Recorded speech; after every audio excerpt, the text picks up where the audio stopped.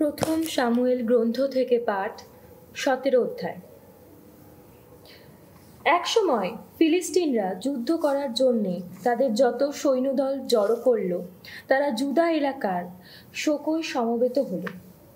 তারা এসে তাঁবু ফেলল শোকো ও আজেকার মাঝখানে অবস্থিত সেই জায়গাটিতে, যার নাম এফেস দাম্মিম। এদিকে শৌল ও ইসরায়েল বাহিনীর লোকেরা একত্র হয়ে তাঁবু ফেলল এলা উপত্যকায়।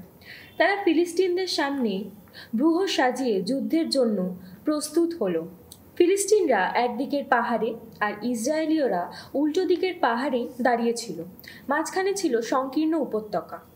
এক সময় হলো কি, ফিলিস্তিন তাঁবুস্থানটির বাইরে বেরিয়ে এলো গাত নগরীর গালিয়াত নামে এক বীর যোদ্ধা। সে ছ হাত 1 বিঘত লম্বা ছিল। তার মাথায় ছিল ব্রোঞ্জের একটি শিরস্ত্রাণ, গায়ে ছিল রণবর্ম। ব্রোঞ্জের এই রণবর্মের ওজন ছিল 5000 শেকেল। তার পা দুটিতে পরা ছিল ব্রোঞ্জের জংঘ্রানাত। তার কাঁধে ঝোলানো ছিল ব্রোঞ্জের একটি সরকি। তার বর্শাটির লম্বা হাতল দেখতে তাঁতির নরাজের মতোই ছিল। সেই বর্শাটি লোহার ফলা 600 শেকেল ভারী ছিল।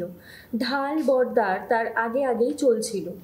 ইসরায়েলের সারিবাঁধা সৈন্যদের সামনে দাঁড়িয়ে সে বলে উঠল, তোমরা কেনই বা তাঁবুস্থানটি থেকে বেরিয়ে এসে যুদ্ধের জন্য ওইভাবে ব্যূহ সাজালে? আমি তো ফিলিস্তিনদের একজন, আর তোমরা তো শৌলের প্রজা, নয় কি? তোমরা বরং তোমাদের একজনকে বেছে নাও, আর সে এখানে নেমে আসুক। আমার সঙ্গে যুদ্ধ করে সে যদি বিজয়ী হয়ে আমাকে মেরে ফেলে, তাহলে আমরা তোমাদের প্রজা হব। তবে আমি যদি বিজয়ী হয়ে তাকে মেরে ফেলি, তাহলে তোমরা কিন্তু আমাদেরই প্রজা হবে, প্রজা হিসেবে আমাদের সেবা করবে। ফিলিস্তিন লোকটি আরও বলল, আজ এই শ্রেণীবদ্ধ ইসরায়েলীয়দের আমি যুদ্ধে আহ্বান জানাচ্ছি। একজনকে এখানে পাঠাও, দ্বন্দ্ব যুদ্ধই হোক। ফিলিস্তিন লোকটির ওই কথা শুনে শৌল আর ইসরায়েলের অন্য সকলে আতঙ্কিত হল, খুবই ভয় পেয়ে গেল। দাউদ ছিলেন এফরাতা গোত্রের জেসে নামে এক ব্যক্তির ছেলে। এই জেসে জুদা এলাকার বেথলেহেম নগরের অধিবাসী ছিলেন। তার 8টি ছেলে ছিল।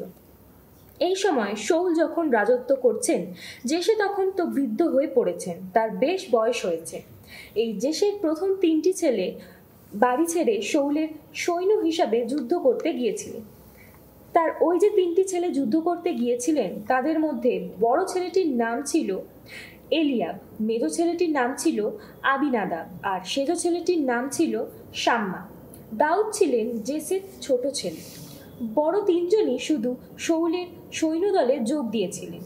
দাউদ নিজে নিয়মিতভাবে শৌলের কাজ করতে যেতেন, তারপর বেথলেহেমে বাপের ভেড়া চড়ানোর জন্য আবার ফিরে আসতেন। 40 দিন ধরে সেই ফিলিস্তিন লোকটি রোজ সকালে সন্ধ্যায় এগিয়ে এসে এমনিভাবে সকলের সামনে দাঁড়াতো। একদিন জেসে তার ছেলে দাউদকে বললেন, এই নাও, তোমাদের দাদার জন্য 1 এফা খই ও 10 খানি রুটি। এসব তুমি তাড়াতাড়ি তাঁবুস্থানটিতে দাদাদের কাছে নিয়ে যাও, আর এই 10 চাঙড় পনির তুমি তাদের সেনা প্রধানের হাতে তুলে দাও। তোমার দাদারা কেমন আছে সেই খবর জেনে নাও, এবং তাদের দেওয়া কোনো কিছু আমার কাছে নিয়ে এসো। তারা এখন শৌলের সঙ্গে আর ইসরায়েলের গোটা সৈন্যদলের সঙ্গে এলা উপত্যকায় ফিলিস্তিনদের বিরুদ্ধে যুদ্ধ চালাচ্ছে। পরের দিন খুব সকালে দাউদ ভেড়াগুলোকে দেখাশোনার ভার অন্য একজনের হাতে দিয়ে জেসের নির্দেশ মতো ওই সব কিছু সঙ্গে নিয়ে রওনা হলেন। তিনি যে সময় ছাউনির সীমানার কাছে এসে পৌঁছলেন, সেই সময় বাহিনীর লোকেরা যুদ্ধস্থানে যাওয়ার জন্যে রণহুঙ্কার তুলতে তুলতে বেরিয়ে আসছিল। ইসরায়েলীয়রা ও ফিলিস্তিনরা সেখানে ব্যূহ সাজালো। এক পক্ষের এক সারি সৈন্যদের সামনে আর এক পক্ষের সৈন্যরা সার বেঁধে দাঁড়ালো। দাউদ নিজের সঙ্গে আনা সব কিছু তখন মালপত্রের পাহারাদারের জিম্মায় রেখে যুদ্ধস্থানে ছুটে গেলেন। সেখানে তিনি নিজের দাদাদের কাছে গিয়ে তারা কে কেমন আছেন তা জেনে নিলেন। তিনি তাদের সঙ্গে কথা বলছেন, এমন সময় সেই বীর যোদ্ধা গাত নগরীর সেই ফিলিস্তিন লোকটি, যার নাম গলিয়াত, সেই মানুষটি ফিলিস্তিনদের সৈন্য সারি ছেড়ে এগিয়ে এলো। সে প্রত্যেকবার যা বলতো এবারেও তাই বলল। দাউদ তো সবই শুনলেন। ওই লোকটিকে দেখে ইসরায়েলীয়রা সবাই ভয় পেয়ে পিছিয়ে গেল। তারা নিজেদের মধ্যে বলাবলি করতে লাগলো, ওই যে লোকটা এদিকে এগিয়ে আসছে, ওকে দেখতে পেয়েছ কি? ও তো ইসরায়েলীয়দের দ্বন্দ্বযুদ্ধে আহ্বান জানাতে ওইভাবে বারবার আসে। ওকে যে মেরে ফেলবে, রাজা তাকে প্রচুর ধনসম্পদ দেবেন, তার সঙ্গে নিজের মেয়ের বিয়েও দেবেন। তাছাড়া তিনি সেই লোকটির পিতৃবংশের সকলকে ইসরায়েল দেয় সমস্ত রাজকর থেকে অব্যাহতিও দেবে। দাউদ তখন যারা তার কাছে দাঁড়িয়েছিল তাদের জিজ্ঞাসা করলেন, ওই ফিলিস্তিনটাকে মেরে ফেলে ইসরায়েলের লজ্জা যে দূর করবে তাকে যেন কি পুরস্কার দেওয়া হবে? ওই অপরিচ্ছেদিত ফিলিস্তিনরা কেই বা, যে অমন করে জীবনময় ঈশ্বরের এই গৃহ সাজানো সৈন্যদের যুদ্ধে আহ্বান জানাতে আসে? উত্তরে সৈন্যরা তাকে ওই একই কথা বলল, ওই লোকটাকে যে মেরে ফেলবে তাকে ওই পুরস্কার দেওয়া হবে। দাউদের বড় ভাই এলিয়াব সৈন্যদের সঙ্গে তার ওই কথাবার্তা শুনে ফেলেছিলেন। তখন দাউদের ওপর তার ক্রোধ জ্বলে উঠল। তিনি দাউদকে বললেন, তুই কেন এখানে নেমে এলি? কার হাতেই বা মরুপ্রান্তরে ওই কটি ভেড়ার ভার দিয়ে এলি? তুই যে কত দাম্ভিক, তোর স্বভাব যে কত বদ, তা আমার তো জানতে বাকি নেই। আসলে তুই তো যুদ্ধ দেখতেই এখানে এসেছিস। কিন্তু দাউদ উত্তর দিলেন, সে কি, অন্যায় কি করেছি আমি? আমি তো দু একটা প্রশ্নই করেছি শুধু। তখন অন্য একজনের দিকে ফিরে তিনি একই প্রশ্ন করলেন। এবারেও তাকে একই উত্তর দেওয়া হলো। দাউদ ওই যা বলেছেন, কিছু লোক তা শুনতে পেয়ে শাউলকে তা জানান। শাউল তখন তাকে ডেকে পাঠালেন। দাউদ শাউলকে বললেন, ওই লোকটাকে দেখে কেউ যেন মনোবল না হারায়। আপনার দাস এই আমি ওই ফিলিস্তিনটার সঙ্গে যুদ্ধ করতে যাব। উত্তরে শাউল বললেন, না, ওই ফিলিস্তিনটার সঙ্গে যুদ্ধ করতে যাওয়া তোমার পক্ষে সম্ভব নয়। তুমি তো ছেলে মানুষ, আর ওই লোকটা তো তরুণ বয়স থেকেই একজন পাকা যোদ্ধা। কিন্তু দাউদ উত্তর দিলেন, আপনার দাস এই আমি। এতদিন বাবার ভেড়া চড়িয়ে এসেছি। একটা সিংহ বা ভাল্লুক হঠাৎ এসে যদি পালের একটা ভেড়া ধরে নিয়ে যেত, তাহলে আমি তার পিছু পিছু দৌড়ে যেতাম, তাকে আঘাত করে করে তার মুখের গ্রাস কেড়ে নিয়ে আসতাম। তখন সে আমার উপর ঝাঁপিয়ে পড়লে আমি তার থুতনির লোম খামচে ধরে তাকে বারবার আঘাত করে মেরে ফেলতাম। আপনার দাস এই আমি তো সিংহ ভাল্লুক দুই মেরেছি। এখন ওই অপরিচ্ছেদিত ফিলিস্তিনটারও একই পরিণাম হবে, কেননা ও তো জীবনময় ঈশ্বরের এই গৃহ সাজানো সৈন্যদের যুদ্ধে আহ্বান জানিয়েছে। দাউদ আরও বললেন, স্বয়ং ভগবান যিনি আমাকে সিংহ ও ভাল্লুকের থাবা থেকে বাঁচিয়েছেন, তিনি ওই ফিলিস্তিনের হাত থেকেও আমাকে বাঁচাবেন। তখন শাউল দাউদকে বললেন, বেশ, তাহলে যাও, ভগবান তোমার সহায় হন। শাউল দাউদকে নিজের রণসজ্জায় সাজিয়ে দিলেন।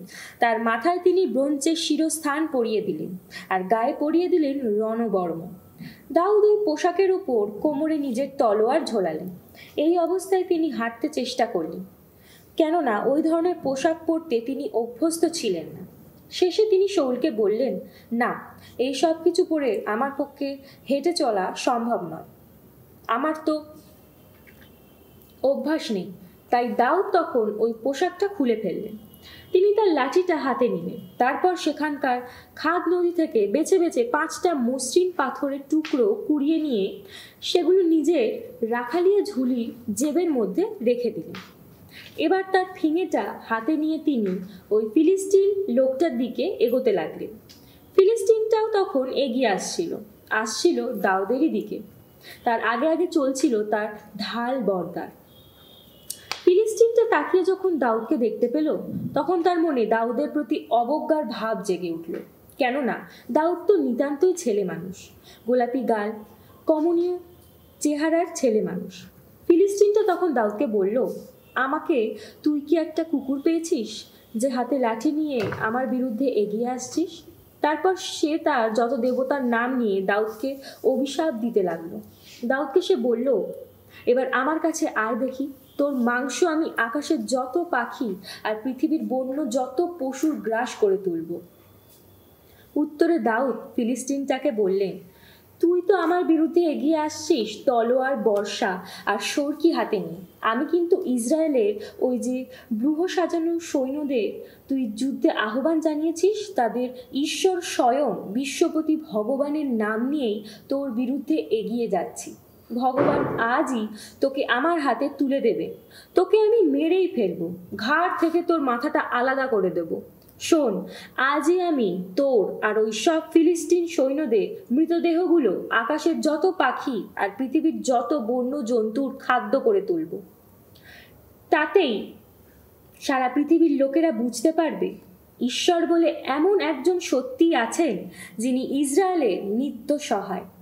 তাছাড়া এখানে সমবেত সকলে এই কথাও বুঝতে পারবে যে ভগবান মানুষকে যে রক্ষা করেন তা তলোয়ার দিয়ে নয়, বর্ষা দিয়েও নয়, ভগবান নিজেই তো যুদ্ধ নিয়ন্তা।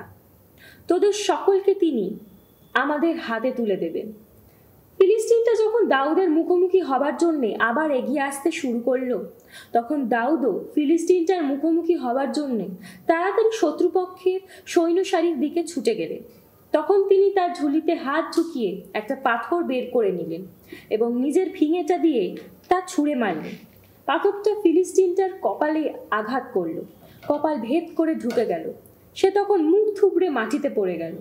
এইভাবে একটা ফিঙে আর এক টুকরো পাথর দিয়েই দাউদ সেদিন ওই ফিলিস্তিনটাকে পরাস্ত করলেন। ফিলিস্তিনটাকে তিনি ধরাশায়ী করলেন আর মেরেও ফেললেন। তার হাতে তখন কোনো তলোয়ার ছিল না, তাই ছুটে গিয়ে তিনি ফিলিস্তিনটার পাশে দাঁড়িয়ে তার তলোয়ারটা খাপ থেকে টেনে বার করে নিলেন। এক কোপে তিনি তাকে শেষ করে দিলেন। তারপর ধর থেকে তার মাথাটা আলাদা করে দিলেন। ফিলিস্তিনরা তখন দেখল যে তাদের বীর যোদ্ধা মারা গেছে। তখন তারা ছুটে পালাতে লাগলো। ইসরায়েল ও জুদা বাহিনীর সৈন্যরা তখন রণহুঙ্কার তুলতে তুলতে ঝাঁপিয়ে পড়ল। তারা উপত্যকার প্রবেশ স্থান পর্যন্ত এবং এক্রোনের নগরদ্বার পর্যন্ত ফিলিস্তিনদের পিছু পিছু তাড়া করে চলল। দেখা গেল নিহত ফিলিস্তিনদের দেহগুলি শায়ারাইম যাওয়ার পথে গাত ও এক্রোন পর্যন্তই পড়ে আছে। ওইভাবে ফিলিস্তিনদের পিছু পিছু ধাওয়া করার পর ইসরায়েলীয়রা যখন শেষে ফিরে এলো, তখন তারা শত্রুদের তাঁবুস্থানটি সব কিছু লুট করে নিল। দাউদ নিজে তখন ওই ফিলিস্তিনটার মাথাটা সেখান থেকে জেরুসালেম নিয়ে গেলেন। ফিলিস্তিনটার সব অস্ত্র তিনি নিজের তাঁবুতেই রেখে দিলেন। দাউদ যে কেমনভাবে ওই ফিলিস্তিনটার মুখোমুখি হওয়ার জন্য এগিয়ে যাচ্ছেন তাই দেখে শাউল তার সেনাপ্রধান আবনেরকে জিজ্ঞেস করছিলেন, ওই ছেলেটির বাবাকে? আবনের উত্তর দিয়েছিলেন, মহারাজ, আপনার অস্তিত্বেরই দিব্যি দিয়ে বলছি সে কথা আমি জানি না। রাজা তখন বলেছিলেন, তাহলে একবার খোঁজ নিও তো ছেলেটির বাবাকে। সেই জন্যে ওই ফিলিস্তিনটাকে মেরে ফেলার পর দাউদ যখন ফিরে এলেন, তখন আবনের তাকে শাউলের কাছে নিয়ে গেলেন। ফিলিস্তিনটার ছিন্ন মাথাটা তখনও দাউদের হাতে ছিল। শাউল দাউদকে জিজ্ঞেস করলেন, যুবক, তোমার বাবার নাম কি? উত্তরে দাউদ বললেন, আপনার দাস বেথলেহেমের জেসেই আমার বাবা।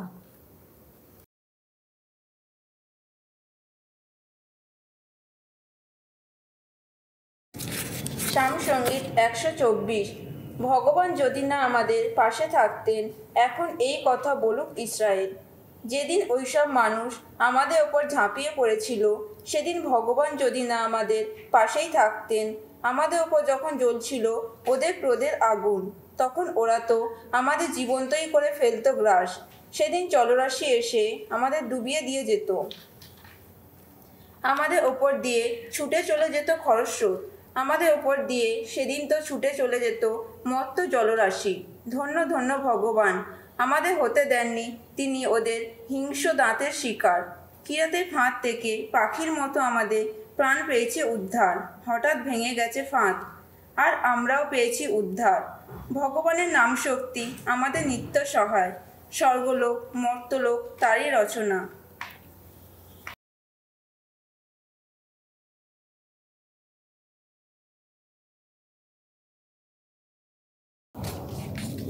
সাধু মার্ক রচিত মঙ্গল সমাচার 8 অধ্যায় 1 থেকে 21 পদ। ক্ষুধিত মানুষের অন্নদাতা যিশু। এই সময় একদিন যিশুর চারপাশে আবার বহু মানুষের ভিড় জমেছিল। তাদের কাছে খাবার মতো কিছুই নেই দেখে যিশু তখন শিষ্যদের কাছে ডেকে বললেন, এইসব লোকদের জন্য আমার বড় দুঃখ হয়। এরা আজ 3 দিন ধরে আমার সঙ্গে রয়েছে, আর এখন এদের কাছে খাবার মতো কিছুই নেই। আমি যদি এখন এদের এমন উপসী অবস্থাতে ঘরে ফিরে যেতে বলি, তাহলে এরা তো পথে অজ্ঞান হয়ে পড়বে। এদের মধ্যে কেউ কেউ আবার দূর থেকেও এসেছে। শিষ্যরা তখন উত্তর দিলেন, কিন্তু এখানে এমন নির্জন স্থানে এত সব লোকের খিদে মেটাবার মতো রুটি জোগাড় করে আনা কারোর পক্ষে কি সম্ভব? যিশু তখন জিজ্ঞেস করলেন, আচ্ছা, তোমাদের কাছে কখানা রুটি আছে? তারা উত্তর দিলেন, 7খানা। তখন যিশু লোকদের মাটিতে বসতে বললেন। তারপর সেই 7খানা রুটি হাতে নিয়ে তিনি পরমেশ্বরকে ধন্যবাদ জানালেন, আর রুটিগুলো ছিঁড়ে টুকরো টুকরো করে লোকদের পাতে দেবার জন্য তাদের শিষ্যদের হাতে তা তুলে দিলেন, আর তারা তখন সকলের পাতে তা দিতে লাগলেন। তাদের কাছে কয়েকটি ছোট ছোট মাছ ছিল। আশীর্বাণী উচ্চারণ করে যিশু এই মাছ কটা সকলের মধ্যে দিতে বললেন। লোকেরা খেলো, পেট ভরেই খেলো। তারপর যতগুলো টুকরো পড়ে রইল, শিষ্যরা তা কুড়িয়ে নিলেন, আর তাতে 7খানা ধামা ভরে গেল। সেদিন উপস্থিত লোকেদের সংখ্যা ছিল 4000-এর মতন। যিশু এবার তাদের বিদায় দিলেন। তারপর শিষ্যদের সঙ্গে তখনই নৌকায় উঠে তিনি দালমানুথা অঞ্চলে গেলেন। সেখানে ফরিসিরা এসে যিশুর সঙ্গে তর্ক জুড়ে দিলেন। তাকে যাচাই করবার জন্য তারা তাকে এমন কোনো অলৌকিক নিদর্শন দেখাতে বললেন যা ঘটবে আকাশে। যিশুর বুকের ভেতর থেকে একটা কাতর দীর্ঘশ্বাস বেরিয়ে এলো। তিনি বললেন, এই যুগের লোকেরা কেন যে অলৌকিক নিদর্শন দেখতে চায়, আমি আপনাদের সত্যি বলছি, এই যুগের লোকদের তেমন কোনো অলৌকিক নিদর্শন দেখানো হবে না। তখন তিনি তাদের ছেড়ে আবার নৌকায় উঠে সাগরের ওপারে গেলেন। শিষ্যরা সঙ্গে রুটি নিয়ে যেতে ভুলে গিয়েছিলেন। দেখা গেল নৌকা তাদের কাছে একটার বেশি 2টো রুটিও নেই। সেই সময় যিশু তাদের সতর্ক করে দিয়ে বললেন, দেখো, ফরিসিদের খামির আর হেরোদের খামিরের ব্যাপারে তোমরা কিন্তু সাবধান থেকো। তারা নিজেদের মধ্যে বলাবলি করলেন, আমাদের কাছে রুটি নেই বলেই উনি বোধহয় ওই কথাটা বললেন। তারা কি বলাবলি করছেন বুঝতে পেরে যিশু বললেন, তোমাদের কাছে যে রুটি নেই তা নিয়ে বলাবলি করার কি আছে?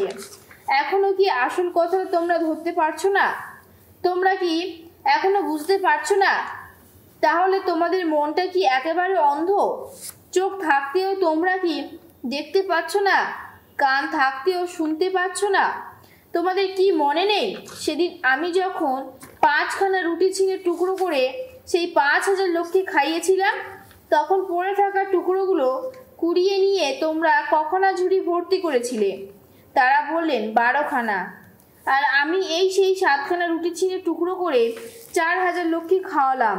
টুকরোগুলো কুড়িয়ে কখানা ধামা তোমরা ভরে নিলে? তারা বললেন, 7খানা। তখন তিনি তাদের বললেন, তোমরা কি এখনো বুঝতে পারছো না?